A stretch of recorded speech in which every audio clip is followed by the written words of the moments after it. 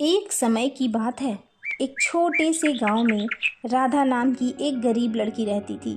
राधा बहुत मेहनती और दयालु थी, लेकिन उसके पास बहुत कम साधन थे। उसकी माँ हमेशा बीमार रहती थी और उसे ठीक करने के लिए राधा के पास पैसे भी नहीं थे। एक दिन जब राधा जंगल में लकड़ियाँ इकट्ठा करने गई, तो उसने एक छोटा सा हाथी देखा जो पेड़ के नीचे अकेला खड़ा था। हाथी बहुत सुंदर था। उसके शरीर पर सुनहरे रंग के धब्बे थे जो सूरज की रोशनी में चमक रहे थे। राधा ने हाथी पर दया दिखाई। वह उसके पास गई और उससे प्यार से सहलाने लगी। अचानक हाथी ने बोलना शुरू किया। हाथी ने कहा, राधा, मैं एक साधारण हाथी नहीं हूँ, मैं एक जादुई हाथी हूँ और मैं तुम्हारी मदद कर सकता हूँ। राधा ने चौंक कर पूछा, हाँ, तुम मेरी मदद कैसे कर सकती हो? राधा पहले तो डर गई थी, लेकिन उसने हिम्मत से काम लिया। हाथी ने जवाब दिया, डरो मत, मैं तुम्हारी मदद करने के लिए ही आया हूँ।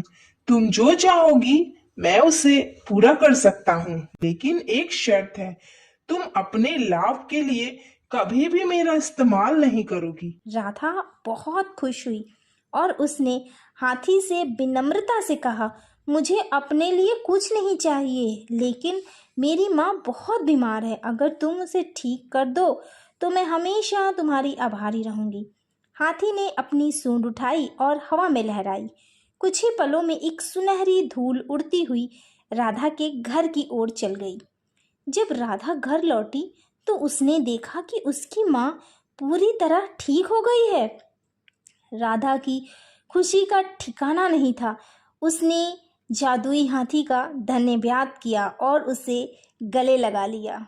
हाथी ने कहा, राधा, तुमने अपनी माँ की भलाई के लिए मेरी मदद मांगी, इसलिए मैं तुम्हें एक और वरदान देना चाहता हूँ।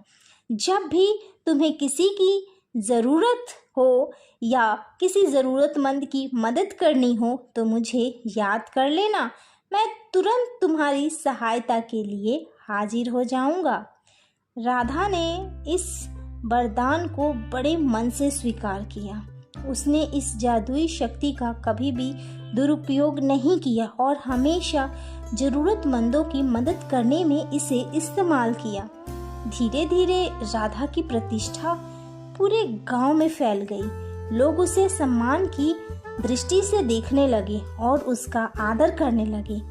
एक दिन गांव में भयंकर सूखा पड़ा। सारे खेत सूख गए, पानी के स्रोत सूख गए और लोग भूखे प्यासे रहने लगे।